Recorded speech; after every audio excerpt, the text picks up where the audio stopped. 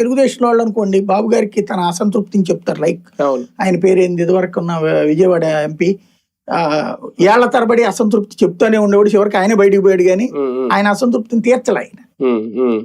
పైగా కేసీనేని వాళ్ళ తమ్ముని తీసుకొచ్చి ఆయనకే చెక్ పెట్టారు. ఇప్పుడు పవన్ కళ్యాణ్ విషయం అట్లా పెట్టలేరు, కానీ ఈయన తీర్చేటటువంటి విధంగా ఉన్నట్టు లేరు. ఇందులో 3 అంశాలు మనం గతంలో కూడా మాట్లాడుకున్నాం.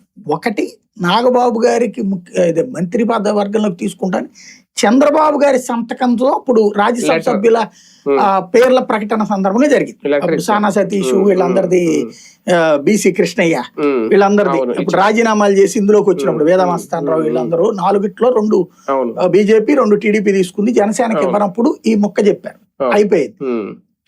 మొన్నటిసారి బీజేపీకి ఇవ్వలేదు, కానీ బీజేపీ వాళ్ళే అడగలేదు, జనసేనకి ఇచ్చారు మొన్న లింగమనేని. మళ్ళీ ఈజ్ ఆల్సో ఫ్రమ్ టీడీపీ, పేరుకి జనసేన అని చెప్పారు, అయిపోయింది.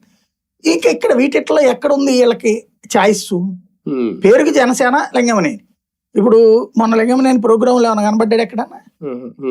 ఆ రోజును తప్పించి ఎక్కడన్నా కనబడుతున్నాడా లింగమనేని? లేదు. అంటే ఏం జరుగుతున్నది?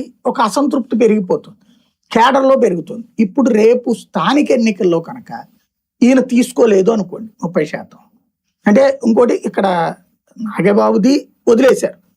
రెండోది వచ్చేటప్పటికి నామినేటెడ్ పోస్టులలో 30% ఇవ్వలేదు. నాగబాబు మంత్రి పదవితో పాటు ఈయన అడిగింది ఆ ఏఎం రత్నం కనుకుంటా, ఏది ఫుడ్ ఫిల్మ్ డెవలప్మెంట్ కార్పొరేషన్